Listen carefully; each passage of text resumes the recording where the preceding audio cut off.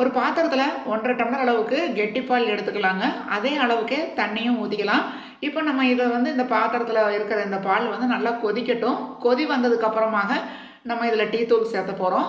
அதுக்குள்ளே வந்து இடிகளில் கொஞ்சமாக இஞ்சி, ஒரு 3-4 குருமிளகு சேர்த்து தட்டி எடுத்துக்கலாம்.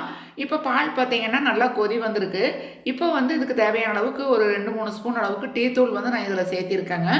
இந்த டீ தூள் பால் எல்லாம் சேர்ந்து நல்லா அப்படியே இந்த கலர் மாறுற அளவுக்கு வந்து கொதி வந்ததுக்கு அப்புறமாக கற்பூரவள்ளி இலைகள் ஒரு 3-4 கற்பூரவள்ளி இலைகள் வந்து கழுவிட்டு சின்ன சின்ன துண்டுகளாக அதில் வந்து நான் போட்டிருக்கேன். அதுக்கப்புறமாக இஞ்சி வந்து நம்ம தட்டியிருக்கோம், இஞ்சியும் குருமிளகும் அதுவும் வந்து இதில் போட்டுக்கலாம். ஏலக்காயும் ஒரு 2-3 ஏலக்காய் தட்டிக்குவாங்க. இப்போ நான் ஏலக்காய் போடாமல் ஏலக்காய் பவுட்ரு இருந்தது அப்படின்னு சொல்லிட்டு அது கொஞ்சமாக சேர்த்திருக்கேன்.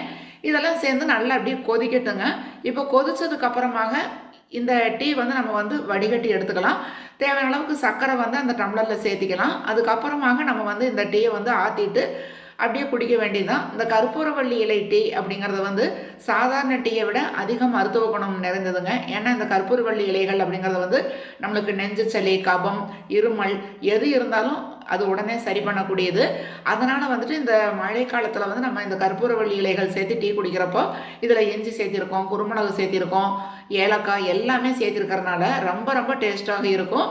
நான் வந்து ரஸ்க்கு எடுத்திருக்கேன். அதில் வந்து இந்த டீ தொட்டு சாப்பிட்டு அதுக்கப்புறமாக டீ குடிக்கலாம் அப்படின்னு சொல்லிட்டு வேறு லெவல் டேஸ்ட்டு. சாதாரணமாக டீ குடிக்கிறத விட கற்பூரவள்ளி இலைகள் இதில் சேர்த்துறப்போ ரொம்ப ரொம்ப டேஸ்ட்டாக இருக்குது. டீயே வேண்டாம் அப்படிங்கிறவங்க கூட கற்பூரவள்ளி இலைகள் சேர்த்து டீ குடிக்கிறப்போ ரொம்ப விரும்பி சாப்பிடுவாங்க.